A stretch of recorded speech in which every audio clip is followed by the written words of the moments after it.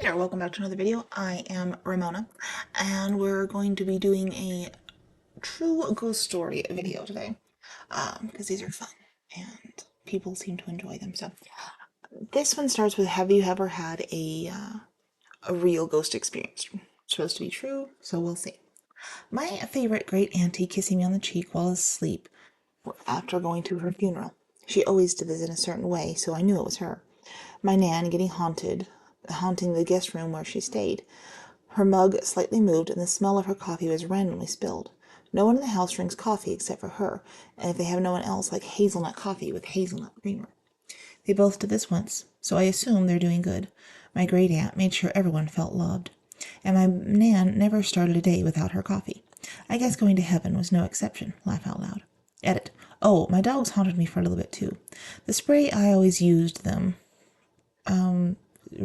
was randomly smelled.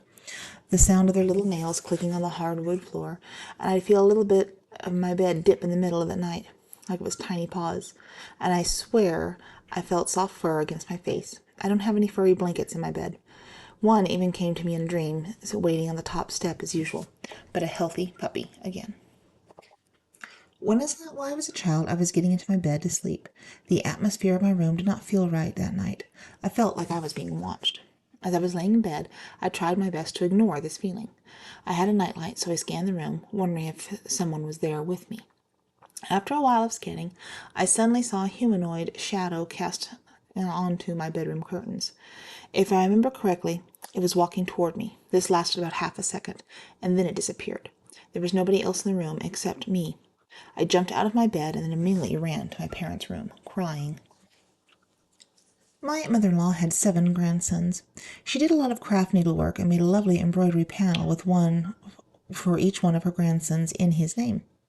My youngest son, Stevie, was the 7th grandson, and so he was only 2 months old when she suddenly passed of a heart attack. We had never received a name panel from her for Stevie, and I never discussed it with her. I simply assumed that she hadn't gotten around to doing one before she passed. Well, on the night of the day she died, I dreamed of her. She was standing in a place that was very dark, and she didn't speak to me, but she was holding a name panel that she had made in one hand and kept gesturing toward it with the other hand, as if to say, "Look at this." I asked her, "Mom, what are you trying to tell me?" But she shook her head and kept her mouth closed, as if she were not permitted to speak to me, and just repeatedly kept gesturing to the name panel. A few days later, as I was beginning the process of cleaning out her home, I discovered a bag at the top of her bedroom closet. Inside the bag was a name panel that she had embroidered with Stevie's name. This was the same panel that she had been showing me in the dream. It was in the bag because she hadn't gotten around to gifting it to us yet. I was 14 years old on a canoe fishing trip, alone, as the sun set on a small private lake in Michigan. I think it's Michigan. Private means no public access. There were about 16 homes and cabins on it. I noticed my neighbor in her yard picking up things under her tree near the shore. I was near the shore and said good evening, and she stood up as the metal halide light, not sure what that is, turned on due to the darkness. The hairs on my neck became prickly with goose flesh when it stood up, and when the light blinked on, I could see quite through her. I rode away fast and freaked out. I told my dad about it when I got back. He informed me that the residents believed that their place was haunted by a family member who hanged herself under the tree near the lake after eating poison, which turned out to be painful and took too long. She liked gardening, and after asked the owners about this, they confirmed the story of her demise. This isn't my personal ghost story, but I read this in a paragraph in a biography book about Edie Sedgwick. I didn't come from a book about ghosts. A couple of her friends, oh, Edie, sorry, not Eddie, friends told a story about visiting India after her death. I guess they'd gotten to talk to her about her and decided to order her favorite cocktail, which apparently needed a lot of sugar and lemons. These were not very common items in the area where they were in. A lot of effort was made by the staff and to make them the drinks. They set aside one for her and placed an unlit cigarette in an ashtray in front of the empty seat of her drink. They said, after a few minutes, they looked over and the cigarette was lit and smoking. They were certain that her spirit had joined them in that dive bar. A lot of cultures and people believe that if we leave food out for spirits and let them know it's for them, they can eat and drink those items from the other side. Ever since reading this, I have left tea or bits of food for spirit guides. I lived on the third floor of the freshman dorm in uni, mid-80s. One roommate, our room looked over the sidewalk into the treetops. Window ran the length of the tiny dorm room, opposite of the door. Late night, I closed the door, as we all kept our doors open until bedtime. Time for bed. And I was closing the curtains. I saw the reflection of my roommate walk through the length of the window. As she usually went to her boyfriend's room, I wanted to ask her something. I crossed the room, opened the door, and yelled, "Hey, Lori! Lori!" Then I realized I had the open door to look at Lori. Not possible to see her reflection in the window if the door was closed. My grandma, who raised me, had just passed away, and I was lying in bed praying for her, and all of a sudden I see her image on the door smiling at me. I freak out and told my husband to please let me know, to please get me out of the house, as I was looking down the whole way of the door, and he took me to the car and to explain to him what I saw. I was shaking, and he said he felt a cold breeze when he walked through the door. At that time, he didn't know what I had seen. I clean a beauty school after hours, sometimes, and they're quite late past midnight. There is one area where they practice haircuts. It has a lot of heavy chairs for people to sit in while they get their hair done. One day I was there, late. I had my headphones in, just trying to jam through this clean. It was late, and I was pretty tired. I heard one of those big heavy chairs scrape across the floor like someone was dragging it, even with my headphones in. Scared the crap out of me. My brother used to clean there, and he said that he would hear footsteps upstairs, locker rooms slam, locker doors slam, etc. After my dog died a number of years back, he visited me 3 times. He was a beige cockapoo. I had him for 15 years in the same apartment, so it was pretty firmly home for him. He had a stroke when we were out for a walk, and he then spent about a week on a lot of pain medication while we tried to figure things out. But eventually it just seemed cruel to keep pushing. His last day, I doubled up his pain med, that he had one last good morning together before we headed off to the vet. The 3 visits. 1, sitting at my computer desk, and out of the corner of my eye, I see him trotting through the kitchen toward me, and then he just disappeared. 2, brushing my teeth before bed one night. Something went flying off the vanity. It didn't drop down. It flew horizontally and then fell. This is a weird one, since the other 2 fit typical dog behavior. Then 3, one day when I was coming home from work, I was unlocking the door and I heard him bark. It was loud, like he had just been on the other side of the door. There were no other dogs living on my floor. The 3 visits all happened within a week or 2, and then that was it. Nothing else. When I was 9 or so, I went through a phase where I was afraid of the dark and paranoid about ghosts after having watched The Sixth Sense. Anyway, we had just moved into a new, larger house. Even though it wasn't an old home, it creeped me out. I would ask my stepmom to leave my bedroom door open and the hallway light on until I fell asleep, and there was a small room in the basement that was inexplicably always freezing cold. One day I got home from school before my dad or stepmom were home from work, and my older brother was in his room in his basement. I had to pee, and because I was a paranoid little turd, I opted to pee with the bathroom door wide open, thanks to the closet scene in The Sixth Sense. When you walked into the bathroom, there was a vanity in the mirror, with a mirror, and then to the right was the toilet. The door was probably about 8 feet from the toilet. So I'm peeing when I see out of the corner of my eye, I suddenly notice the bathroom door slowly closing. I look at it, and there's a woman in a white dress and an outdated hairstyle standing there, slowly pushing it closed. I think Elizabeth Bathory hairstyle, dress, but black hair and a white dress. I panicked and ran to catch the door, looked up to where she had been and shouted, "Don't!" But she was gone. No fadeaway, no puff of smoke, no movement. She was there, and then she wasn't. I still get chills when I think about this. I'm in my 30s now. Edit. I forgot to mention, she didn't feel particularly threatening. Maybe sensed my fear and was kind of pranking me. It still scared the hell out of me, though. As a kid, maybe 3, I would tell my mom about these visits I would get at night. These folks would come from my closet and talk to me. Once she confirmed that there wasn't anything before, she began to indulge my stories. Told me the figures' names, my first and middle names, and she thought, oh, of course, his imaginary friends would have his own names. That tracks for a 3-year-old. Eventually, she asked how old they were, and I told her. My names were after 2 people who had died before I was born. One was my father's friend, and the other was my mom's cousin. She asked my dad how old his friend was when he passed, and it matched my ghostly friend. She called her aunt to inquire her cousin's age when he died, and it matched as well. I don't remember this very well. Mostly I remember the memory of being told about it, but that's what's kept me thinking that there very well could be something on the other side. Ghost hunting. I would take her to an old cemetery where I lived. Seen and heard many things. One, there was a family buried in the graveyard. Husband and wife with their children, 6 or 7 kids. None of them made it past the age of 2 years old. My mom would record audio and ask questions. One time we had my sister and her boyfriend with us. My mom said, "Do you want to see me hit Vern on the head?" When we played back the audio, you could hear clear as day a toddler laughing. Toddlers have a distinct laugh. We were the only ones in the cemetery, and it was like 2 a.m. Also, various other voices. I do have the audio and pictures somewhere. I'm just not sure which hard drive they are on. 2. My mom and I went to the cemetery, and that was around midnight. When we pulled up just outside of the gate of the cemetery, the atmosphere just felt different.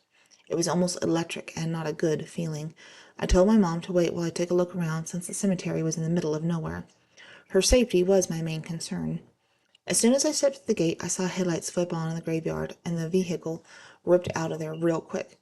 It looked like a van, but it was so dark, so I'm not sure. I was walking around, I was feeling dizzy, and my whole body tingled. I took a path all the way around the cemetery. As I was walking back towards the road, I could see a white mist move quickly across the ground. You could see what looked like legs moving up and down. It just appeared and dissipated. When I got back to the car, we decided things didn't feel right and decided to leave and get coffee somewhere. We saw and heard other things. I used to take her to the lot before she passed. A single branch moved up and down, even though there was no wind. Picture of a white mist that looked like someone was sitting down there with their knees up. Other things as well. She liked it better than the big cemetery that was in the middle of the city. The big cemetery, we used to run into tons of people being loud and disrespectful. Groups of like 10 or 12 people wandering around at midnight is not a good idea. This cemetery is old, over 100 years old, but is still in use. It's still one of my favorite places due to the memories of with my mom. Other experiences growing up as well. If you're interested in those, let me know. I don't mind talking about them. I collect haunted objects and have a collection room that people visit. I have many experiences, from positive experiences to things I'd never wish to see again. I'm 24 and I started collecting when I was 18. It's been a journey that on some days I wish I had never started. And someone replied with, "You're batshit crazy. I love that you have the balls to do it. Need to hear about some of your experiences." See, I'm very, very careful about those sort of things. I get very worried when I inherit something, or that's why I kind of don't go to like flea markets or yard sales or anything. Bringing in somebody else's stuff into your home has never worked out well for me. But if you have your little thing there and you're doing it, good luck and just, stay safe. I hopped out of the shower after using it and stood in my mirror fixing me up. For a split second, I saw the shower curtain pull out like someone slapped it or something from the corner of my eye. I instantly looked behind it and saw nothing. When I was a teenager, my parents remodeled the kitchen and we had a big fancy new stove. About a year later, I was the only one home. I was sitting at a bar counter, eating a bowl of cereal, and saw a dial on the stove turn. My jaw dropped and I was frozen in place. The flint was clicking but not igniting, and the gas was coming out, so I had to go turn it off. I walked around the neighborhood until my family got home. Kind of a long story because it's more of a collection of experiences all in one house. My parents and I had moved out of our hometown for about a year due to my mom's job, but when we moved back, we bought a bigger house and it was for sale by the owner. It was a relatively new house in a nice neighborhood with a strip of woods behind it. I remember touring the house with the original owners. I remember the daughter of the owners was a scene emo girl with a lot of supernatural witchy stuff in her room upstairs. I'm not a huge believer in Ouija boards and demons and shit, but I do kind of wonder now if she did something to stir the energies up in that house. Shortly after we moved in, my uncle moved in with us. For context, he is my dad's half-brother, with a big age difference between them, so he's closer to a brother to me than my uncle. It was his first year of college, so he was gone during the week and would come home late Friday night. When he got home, me and my parents were in the store, so he was home alone. He went upstairs to get his Xbox set up for the weekend and heard something in the attic. He had no idea what the noise was, and thought maybe my dad had put something up there to prank him. He goes in to see what it is and finds an old school pencil sharpener, like the kind you put on the wall, and it's just spinning and spinning as if somebody was quickly spinning the handle. He stands there for a second, and then just suddenly stops. It doesn't slow down, it just stops. My uncle bolts out of the house, just sits in his car trying to call us. When we finally get home, he tells my dad what happened, and my dad just kind of brushes him off. My uncle refused to be alone in the house after that. I had no idea what any of it was about. I guess he never told because he didn't want to scare me, and my dad just didn't believe it. Over the next year, weird stuff happened upstairs all the time. Things were constantly unplugged from the walls. Sheets would become rumpled like someone sat on them. Curtains would move. Doors would shut and lock. My mom and I were pretty sure something was up, but my dad refuses to believe in ghosts or spirits. Eventually, my uncle got his own place and moved his stuff out of the upstairs room. My dad lost his work from home job, and my parents got separated. When my parents reconciled, my dad had gotten a new job, and they'd moved again. It was one of the last nights living in a house before we sold it, and for some reason my dad slept in this room upstairs while my mom was working a late shift. He got up super early every morning to commute to an hour to his new job. It was still dark out, and he went downstairs to get breakfast. He sees a white, glowing mist at the foot of the stairs.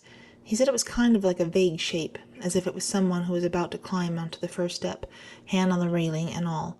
He went stock still and suddenly felt freezing cold in the middle of July in Tennessee, so much that he could see his own breath. Now, remember, my dad has categorically denied anything paranormal this whole time living in his house. He never said he felt scared in his life, and I guess his fight or flight finally kicked in and he said out loud, "All right, I believe you, now go away." And it just disappeared. As far as I know, nobody experienced anything after that, but we moved shortly thereafter, so who knows. My dad won't say he believes in ghosts, but he will say he doesn't think people are making it up anymore. It was weird. Lots of weird things happened in that house upstairs that scared my family, but it was still the favorite house that I ever lived in. If it was the most terrifying thing I experienced in my school. We were in 8th grade. My class was going to watch a movie at our school's library. It was pouring outside and the halls were outside. The school had this big auditorium where we'd used to cut across to avoid getting drenched. Well, as we were getting ready, my classmate went ahead to set things up. Then he came rushing out of the auditorium, scared shitless. He said he heard something, so the rest of us went to check it out. When we entered the auditorium, I kid you not, it got noticeably colder. We heard a tiny hello, like it was a little girl's voice. There was a shadowy thing that was heading towards us, so we barreled out of there. After that, we just dealt with getting drenched from the rain. Mind you, this auditorium is haunted. Many students and faculty in the past have seen pictures move with no earthquake or AC causing it to move, and even seeing a figure of the person above and disappeared right in front of their eyes. Huge nope for me. One night I was fast asleep at about 1:30 a.m. when something grunted and punched the pillow right beside my head. I think it goes without saying that I woke up.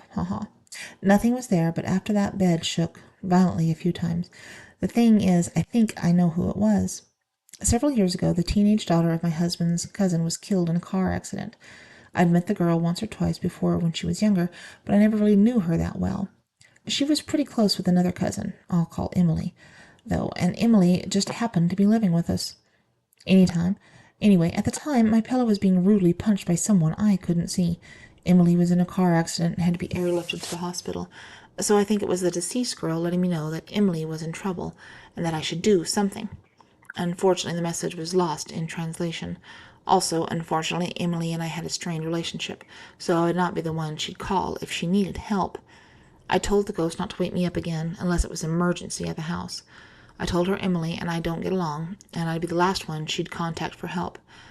But she was there at the house, and if it needed help, that would be different.